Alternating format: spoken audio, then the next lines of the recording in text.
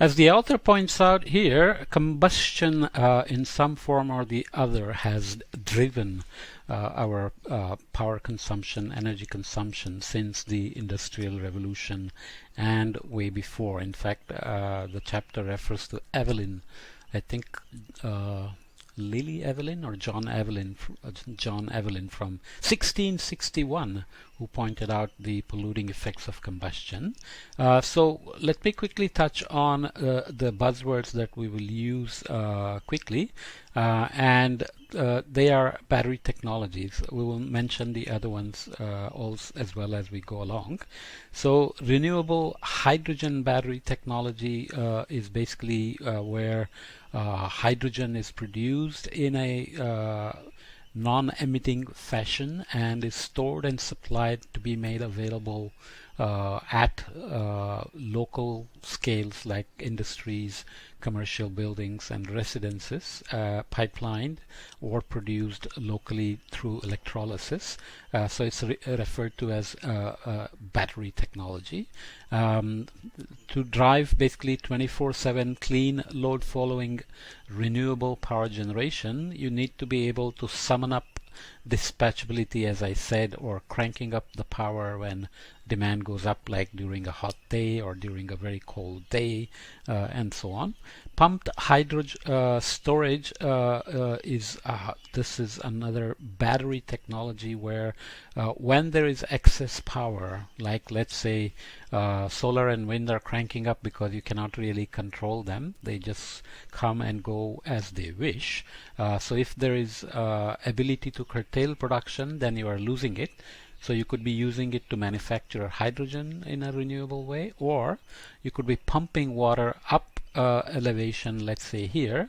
So starting here, renewable energy such as wind and solar used to pump water uphill during times of low demand. So you have a reservoir up here, gravitational energy.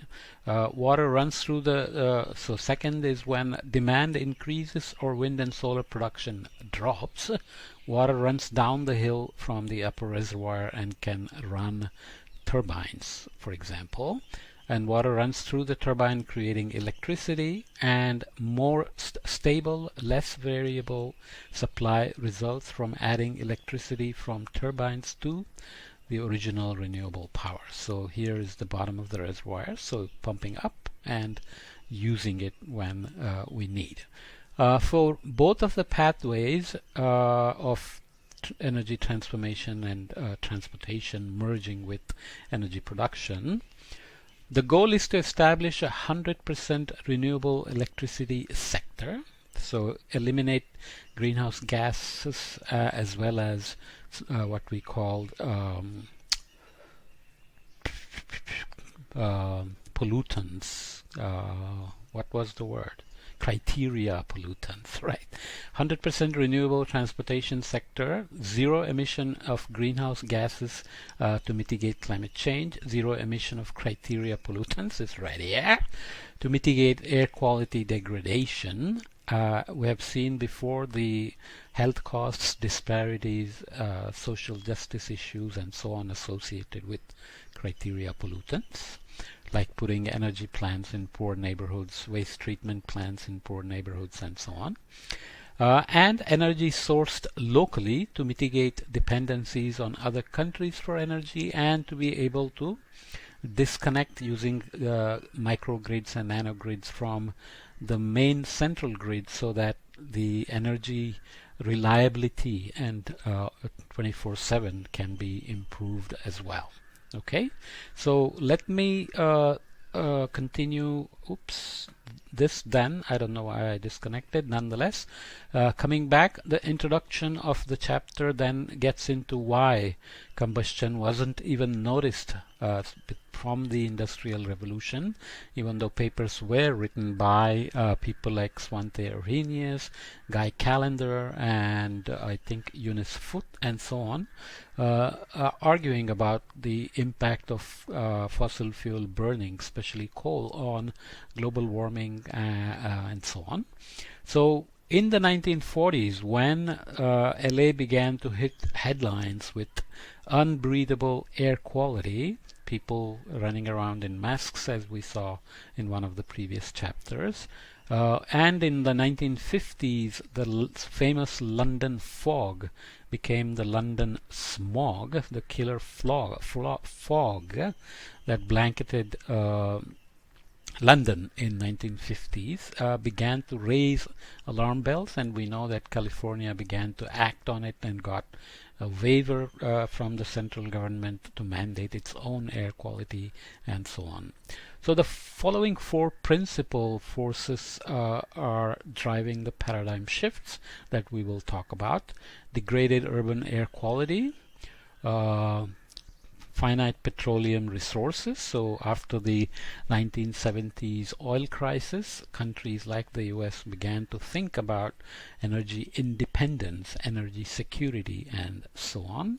It's also a big issue for growing countries like China and India, which want to grow economically, but energy supply from geopolitically unstable places, or sanctions imposed by one powerful country on another country that supplies oil to countries like India, can perturb the energy supply and can seriously harm economic development as well, right? Climate change. From the late 1980s and early 1990s, the world began to really take greenhouse gas emissions from fossil fuel burning very seriously. The UNFCCC was set up, the Kyoto Protocol negotiations were started, and then we talked about Paris and so on. Okay, fuel independence, which is combined with the finite petroleum resources and the assault on the World Trade Center, gave people a real wake-up call to see just how intricately connected the various issues are. Okay, atmospheric pollutants, we don't have to spend too much time on this. We already looked at it several times. So the criteria pollutants are like ozone, carbon monoxide, sulfur dioxide, nitrogen dioxide, lead, and particulate matters like PM 2.5, which are deadly for health. Lead has been dealt with largely by going to unleaded gasoline from, I don't know, more lately in developing the world than in the US and so on. Okay. Carbon dioxide was classified by the EPA as a pollutant dangerous to human health and welfare. That's not a small change in terms of regulation. Accepting carbon dioxide as a pollutant is a big step in regulating greenhouse gases and fossil fuel combustion, right? Ozone, sulfur dioxide, nitrous oxide, particulate matter are related to driving industrial activities and so on, and related to air quality, whereas CO2 doesn't have a direct impact on health at the concentrations that it is emitted, but it is a indirect impact because it's always associated with the criteria pollutants when it is emitted, and it's a greenhouse gas. So that's a big change in terms of regulations.